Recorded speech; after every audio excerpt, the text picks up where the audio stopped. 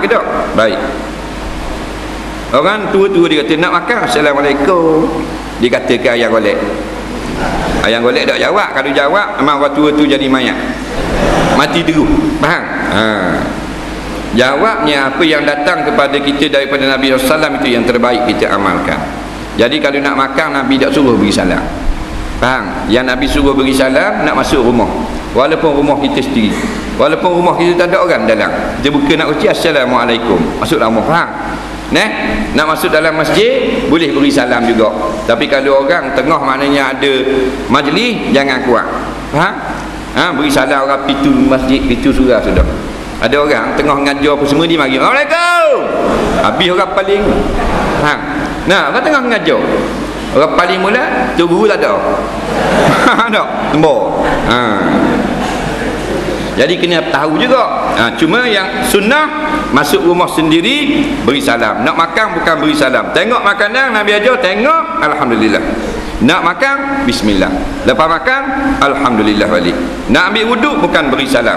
Nabi kata benda lain. Lepas ambil wuduk, asyhadu an la ilaha illallah wahdahu la syarikalah wa anna muhammadan rasulullah. Allahumma ja'alni minat tawabin wa ja'alni minal mutatahhirin wa ja'alni min ibadikas salihin. Itu Nabi ajar, bukan beri salam.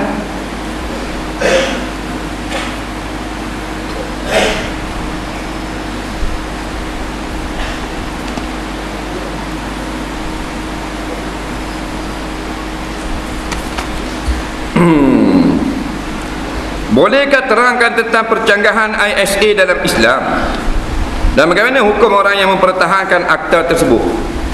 Di Islam ni tidak membenar kita menahan orang tanpa kita tuduh kesalahan apa-apa, tanpa membuktikan kesalahan, hanya dengan tuduh semata-mata. Banyak sangat dalil. Di antaranya Nabi kata al-bayyinu 'ala mudda'i. Siapa yang menuduh kena buat mari bukti. Faham tak? Dia kena ada bukti. Bukti itu akan dilihat. Jadi ini tak payah bukti, boleh takak siapa-siapa yang kita nak, boleh kurung. Sebab tu ada 3 negara saja yang mempertahankan ISA dalam dunia. Semua negara komunis tidak mengamalkan lagi ISA kerana zalim. Faham? Komunis tambah. Nampak?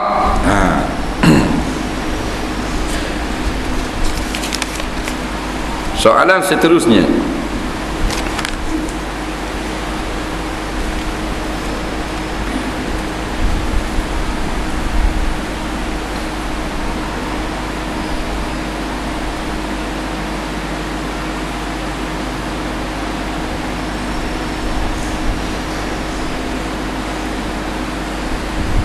apa hukumnya memakai tali tangkal pada bayi yang selalu menangis untuk tujuan perubatan sebagai satu ikhtiar? Apakah istilah sambang anak dalam Islam? Baru-baru ini saya ada menghantar anak saya untuk berubat dengan Tok Bidang untuk buang sambang. Tok Bidang menyuruh menyediakan beberapa barang seperti buah pinang dan sirih, kapur dan kain batik yang belum dijahit. Kemudian isteri dan anak saya masuk dalam bulatan benang 3 kali masuk, berulang-ulang pusing. Bagaimana pendapat Ustaz cara berubat begitu? Baik. Kebanyakan daripada tangkal itu haram digunakan. Seorang laki-laki, seorang perempuan membawa anaknya dan pada tangan anaknya ada benang warna kuning. Nabi tanya, apa pakai benang kuning ni? Ni tangkal, dia kata elok penyakit. Maka Nabi kata bukan elok penyakit, membawa penyakit, iaitu syirik. Nabi suruh buang tangkal. Jadi perubatan yang datang kepada kita, di antaranya kitab-kitab Tibun Nabi, kitab perbuatan Nabi yang penuh ratusan hadis-hadis Nabi tentang berubat. Tidak ada pun suruh pakai tangkal. Faham?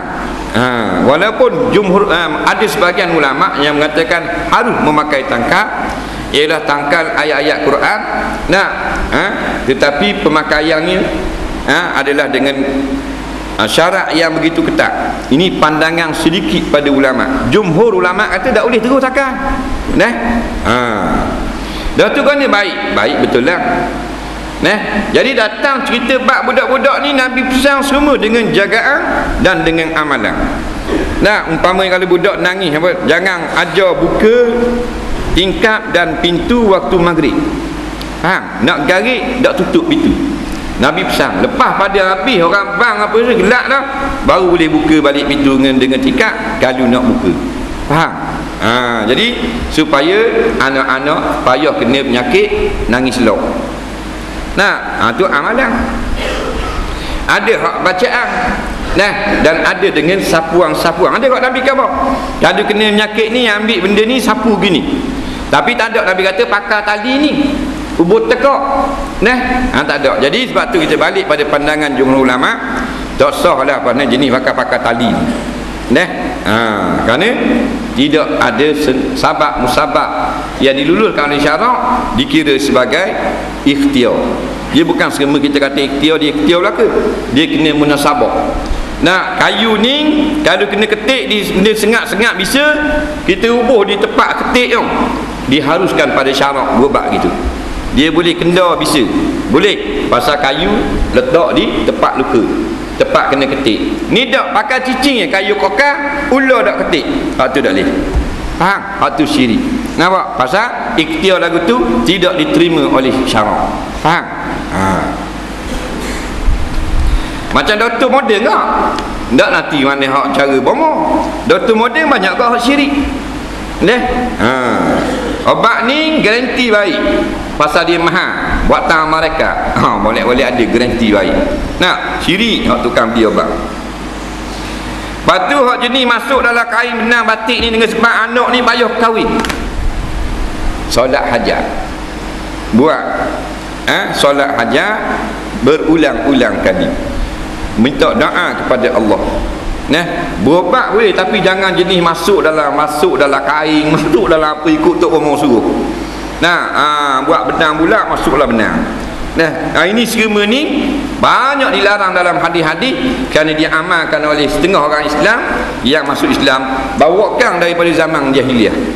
Hak jahiliah Arab itu. Nabi tahu, Nabi marah. Jangan buat gitu.